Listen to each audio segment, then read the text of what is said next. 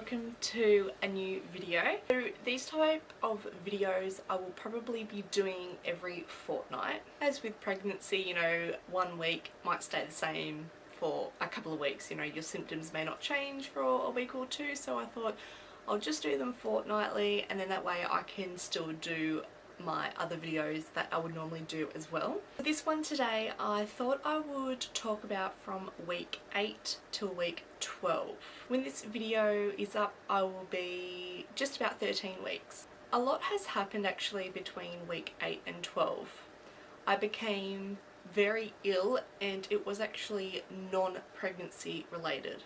Ellie started daycare for 2 days a week, and that happened basically when I was right on 8 weeks. Then 2 days after she started, I noticed that she started to vomit. And I thought, okay, here we go, you know, this is typical. I knew that she'd probably pick up a bug along the way, and it just turned out that she happened to get sick as soon as she started daycare. So that weekend Ellie, she wasn't vomiting a lot, but she was vomiting and had diarrhea. And then the Monday was when I got crook. I won't go too much into detail, but I was more vomiting. And I basically started at like 5 o'clock in the morning, and I was going basically constantly to the point where you know that there's nothing left. Normally I wouldn't have worried, I would have just stayed home and just recovered, because with gastro there's nothing you can really do. There's no point stopping the nausea or the vomiting, because it just, to me, I feel it just has to come out. We just rang the obstetrician and he wanted to see me as soon as possible. I went there, and at this point I think I hadn't been sick for about a couple of hours, so I started drinking hydrolyte. It puts all the electrolytes back in your body, and you basically, and hydrating. It's one of the most important things when you're sick. You get extremely dehydrated. So I saw the doctor and he said right away, you need to go to hospital. You're extremely dehydrated and you just need to get some fluids into you. So that's what I did. But as soon as I left his rooms from drinking the hydrolyte, I was then sick again. So I thought, okay, this is not good. I'm not keeping anything down. Got to the hospital, and a very long story short, I was able to get to a bed, and they were able to put a litre of fluids through to me, and then they also put some anti-nausea medication through the drip as well. I remember just feeling so much better as soon as that fluid had gone through, and I knew that they had put the anti-nausea medication through. I just felt so much better, and they said, look, what we'll do, try some hydrolyte, just sip it very slowly, and you know, this will be the test. If you can hold this down, great. If you can't, well, we're going to have to do something else. So, and as a precautionary, they put another litre through of fluids just to be on the safe side. And I'm so glad I went to hospital and got 2 litres of fluids through, because I still felt horrible, but at least my body needed it. And because I'm pregnant, I was just worrying about that the most. That was on a Monday that I was in hospital just for a few hours.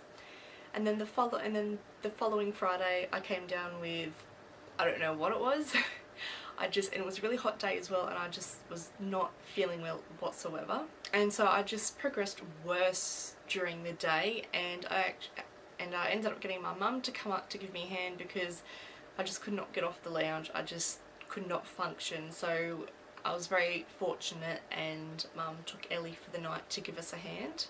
Then the next morning I felt so much better, like the weight in my head just was not there. But then days following, I just did not feel good, and then I thought, okay, well, I'm getting a cold now. Then I got a really bad chesty cough, and I'm quite lucky, I don't really get quite sick, and this was just not getting any better. Then by the Wednesday I decided, look, I better go to the doctor. Pretty sure I just turned about 10 weeks. So the doctor straight away said, you've got a respiratory tract infection, you're going to need to go on antibiotics. He also wanted me to have a scan on my thyroid on my neck here, as it was very raised. So I had the ultrasound on my thyroid the next day, but everything was fine, thank goodness. So I was taking the antibiotics for my infection, and you know, it was just I'd never been so crook in a very long time. And I thought, it's always the way when you're pregnant, you know, you already have your pregnancy symptoms, and then you get this on top of it too.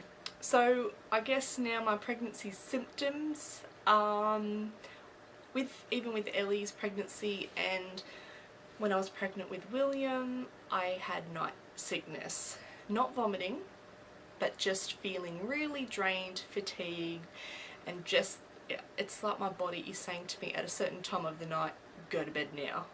Because if you stay up anymore, you just feel crap and you just feel yucky. I mean, the fatigue has stayed around all day, but it gets really, really bad. Normally about 4 o'clock in the afternoon it'll start, and it just progressively gets worse during the afternoon and the night. So that's probably one of the biggest symptoms that I get. But at the moment I've just got the night sickness and the fatigue. I haven't felt any flutters yet. With Ellie I didn't feel flutters until about 18 weeks, but I had a anterior placenta, so the placenta was at the front of the tummy. I'm pretty sure it's, yeah, I know the placenta was at the front of the tummy and I'm pretty sure it's anterior. This time around I'm not so sure yet. I had my nuchal translucency scan. I had that the other day. The sonographer said, you know, on her point of view, the baby looks fine. I got a blood test the same day at the same place, and they just give you a call just to let you know definitely what range you are in, whether higher risk or low risk. Anyway, I'll end the update here. As I said, I'll probably do my pregnancy updates every fortnight, as I'll have a bit more information for you. Give this video a thumbs up if you enjoyed it. I wasn't going to, but I'll show you my bump because I do pop out quite quickly in pregnancy, so I'll just show you mine for the sake of it. So I'm not quite 13 weeks, so I'll say that this is my 12-week bump. There we go. If you've got any requests as well, please leave them down in the comments below. Thank you so much for watching. Bye!